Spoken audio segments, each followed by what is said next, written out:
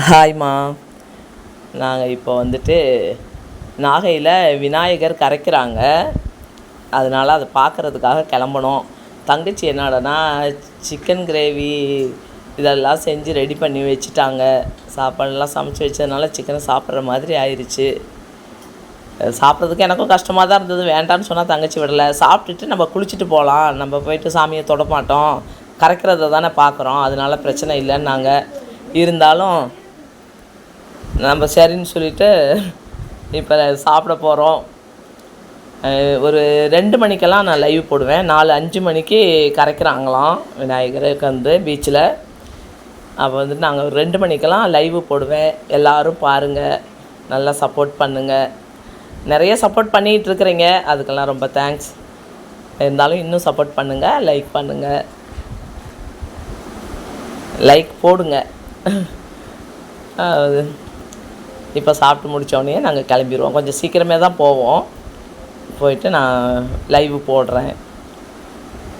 நான் இப்போ தான் ஃபஸ்ட் டைம் வந்துட்டு நாகையில் விநாயகர் கரைக்கிறது பார்க்க போகிறேன். இது வரைக்கும் பார்த்ததில்ல. ஆனால் நிறையா விநாயகர் இருக்குன்னு சொல்கிறாங்க கரைக்கிறதுக்கு. இப்போவே டோக்கன் போட்டுட்ருக்காங்களாம்.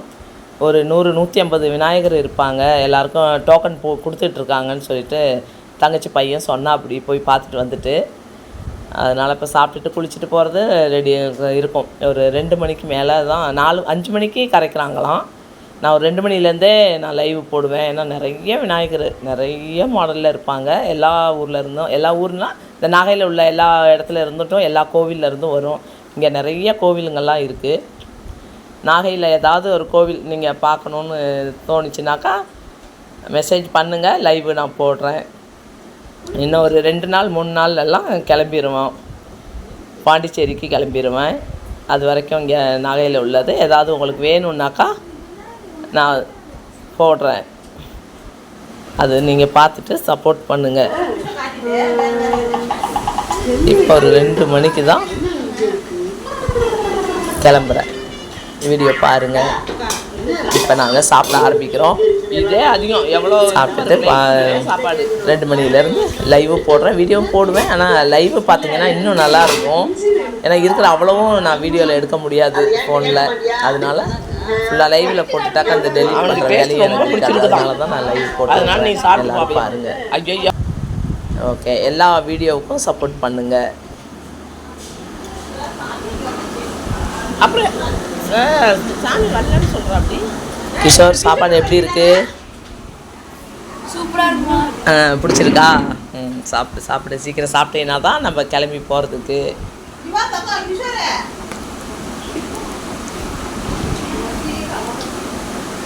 உனக்கு காரமாக இருக்கா? சீக்கிரமாக சாப்பிட்டா தான் சாப்பிடுவேன் குழம்பு.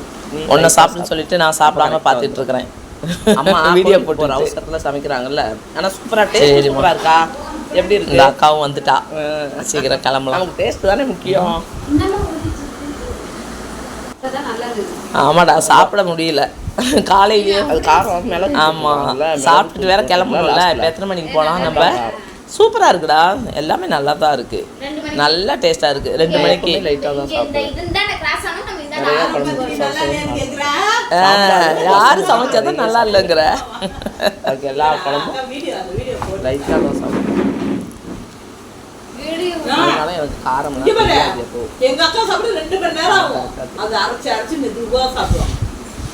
ஆமாம், எனக்கு ஸ்பீடாக சாப்பிடவே தெரியாதுடா.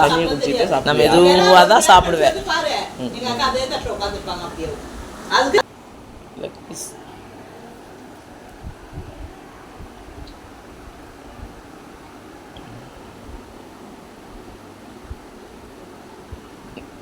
சாப்பிட்டா இருக்கா? டேஸ்ட்டும் சூப்பராக இருக்கா? இது மசாலா பொடி கடையில் வாங்கினதா? சிக்கன் 65 இதா? 65 இது. அப்புறம் KFC சிக்கன் 65. KFC இதோட தனியாக விற்கிறாங்களா? அதையும் போட்டுருக்காங்க. 2 போட்டதுனால அப்படி இருக்கா? ஆமாம், சேம் அப்படியே அதே டேஸ்ட்டு வருதுல்ல. நல்லா மொறுமொறுன்னு இருக்குது.